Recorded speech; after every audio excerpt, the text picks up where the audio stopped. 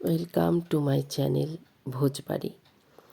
আজকে আমি ব্রোকলি রান্না করে দেখাবো। খুব সাধারণভাবে একটা ভাজা করে দেখাবো। ব্রোকলি মানে সবুজ রঙের যে ফুলকপি আমরা আর কি দেখি বাজারে, সেটা আমি টুকরো করে কেটে রেখেছি, ধুয়ে জল ঝরিয়ে রেখেছি। কড়াইতে সর্ষের তেল দিয়েছি।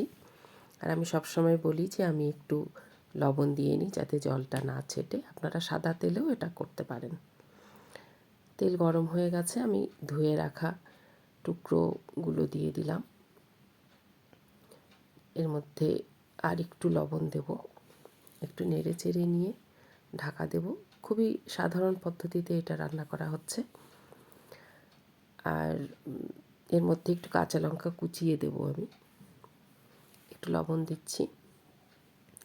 এটা খুবই টেস্টি হয়। হলুদ দেব না আমি এটাতে। এটা অন্যভাবেও ফুলকপির তরকারি যেভাবে রান্না করা হয় সেভাবে রান্না করা যায়, আলু দিয়ে ভাজা যায় বা আরও মাশরুম দিয়ে করা যায়, এটা পাস্তা দিয়ে করা যায়, অনেক রকম আইটেম আছে। তবে এই আইটেমটা আমার বাচ্চারা খুবই পছন্দ করে। এটা আমি চিজ দিয়ে করব। আর এটা রান্না করার জন্য খুব পরিশ্রমও করতে হয় না, খুব সাদামাটাভাবে হয়ে যায়। আমি এটা নেড়ে দিচ্ছি। রঙটা একটু চেঞ্জ হবে পরে, এতটা সবুজ থাকবে না। আমি ঢাকনাটা খুলে নিয়েছি। খুলে আমি আর একটু তেলের মধ্যে দেব। আমি চেষ্টা করি একটু অল্প তেলে রান্না করার, কিন্তু সবসময় হয়ে ওঠে না।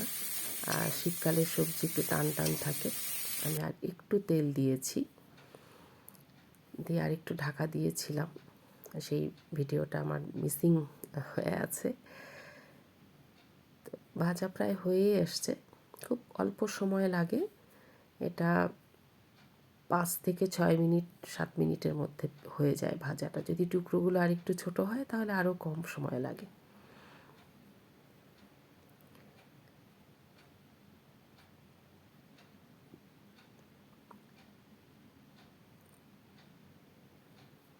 সবুজ রঙটা আছে, কিন্তু একটু ব্রাউনিশ ব্যাপারটা চলে এসছে। এই যে আমি আবারও ঢেকে রেখেছিলাম কিছুক্ষণ। ওভারঅল এটা ম্যাক্সিমাম 7-8 মিনিট লাগবে রান্না করতে, ম্যাক্সিমাম। আর আগেও বলেছি, সর্ষের তেল সাদা তেল যে কোনো তেল দিয়ে আপনারা এটা রান্না করতে পারেন। এটা প্রায় হয়েই গেছে।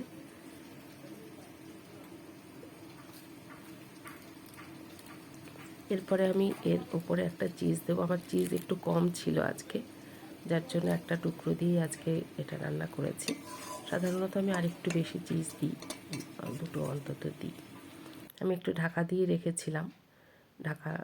ঢাকা দেবার পরে এটা এরকম একটা শেপে এসছে। এটা আমি তুলে একটা পাত্রে রাখবো এবং যখন পরিবেশন করব তখন আমি এটা মাইক্রোওভেনে দিয়ে আরেকটু গরম করে নেব। চিজটা আরেকটু ছড়িয়ে যাবে। আর চিজটা আরেকটু বেশি হলে ভালো হতো,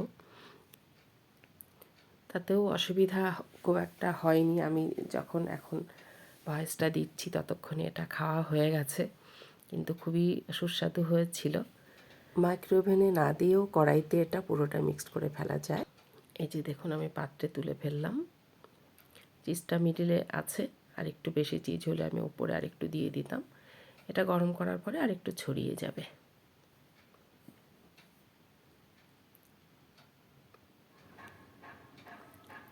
এই যে এটা এরকম দেখতে হয়েছে।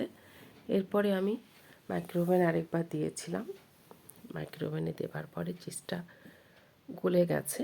গলে যাবার পর আমি এটা একটু মিক্সড করে দিয়েছি। এভাবে আপনারা রান্না করে দেখতে পারেন, আশা করি ভালো লাগবে। আর যদি ভালো লেগে থাকে তাহলে অবশ্যই লাইক, শেয়ার, কমেন্ট করতে ভুলবেন না। সাথে থাকবেন, পাশে থাকবেন। ভালো থাকুন সকলে। সকলের জন্য শুভ।